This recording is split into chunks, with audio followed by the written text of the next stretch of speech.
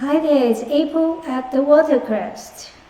In this video, we're going to look at how to create your own bonus page via an import code within Comission Gorora.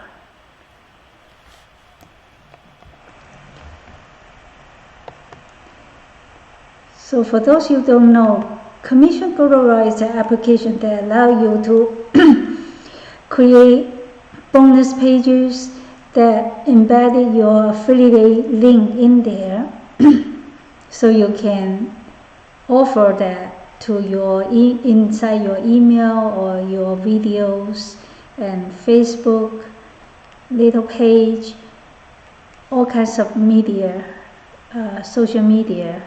Some of the social media allow you to put in your own embedded code, and here you can a simple way to get a